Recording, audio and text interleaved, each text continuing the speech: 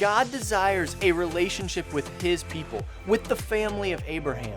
And now that they are free from slavery in Egypt, God is going to establish their identity. And in Exodus 19, it tells us that God says that they are supposed to be a kingdom of priests, a holy nation.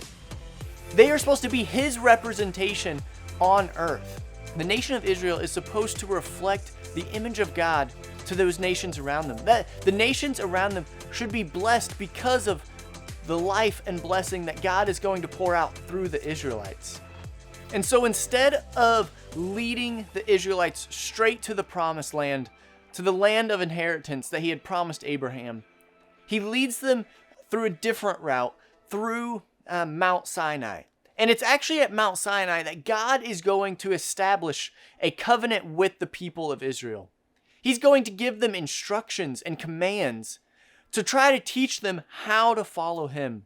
But the story we see in the Old Testament, as the Israelites journey from slavery in Egypt to living free in the land of promise, is one that's not marked by obedience. It's often marked with a lot of sin and a lot of distrust and disobedience to God. And so when God gives them their identity statement of, you are going to be a kingdom of priests, we know that that is the ideal for the Israelites, but they are going to fall short of that. And so God, he establishes different instructions and commands at Mount Sinai that are going to help the people to know how to relate to him and to other people. Because in Egypt, Pharaoh ruled over them. But now that they are a free nation, God is going to rule over them. But God is a holy God, and he desires to be with his people, but the people of Israel are sinful. And so God's holiness and their sinfulness are in tension with each other. And so God, he establishes a way that those two things can live in harmony, because God, he wants to dwell in their midst. He wants to live where they are living.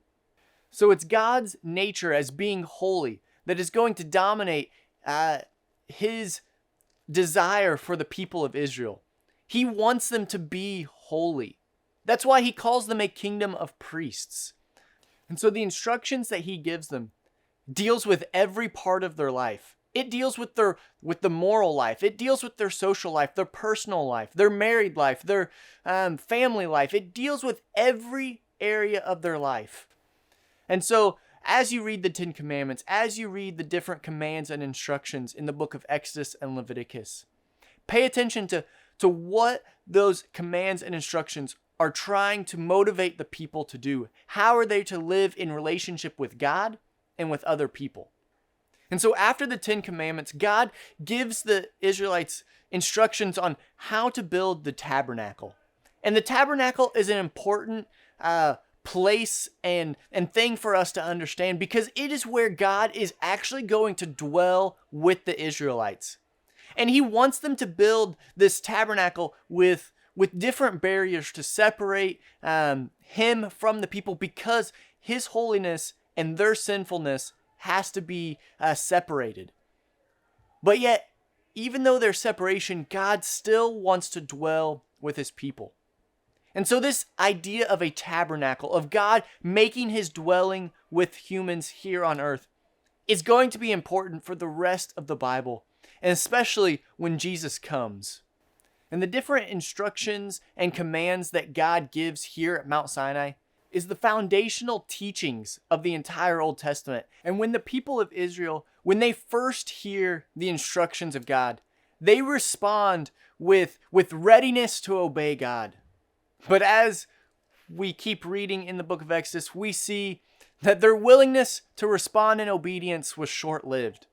Because when Moses goes back up to the mountain and the glory of God is on top of Mount Sinai with him, the people get fearful. They get scared.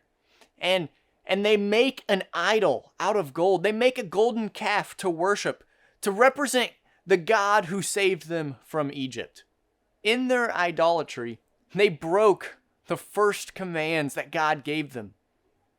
And so we see that even with this covenant, this instruction that God gave to Moses and to the people on Mount Sinai, the people themselves, they are still sinful.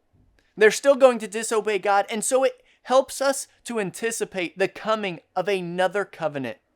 Anticipate the time where God is fully going to restore the earth, where he's going to make that way for people to be able to enter into a relationship with him.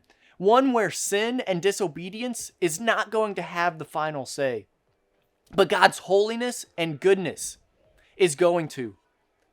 And so we want to look forward to and anticipate when the people of God truly become a kingdom of priests, where they live out their identity as those who are God's representation here on earth, where they live not defined by sin and wickedness, but they live defined by God's holiness and his character. And so the one story of God is continuing.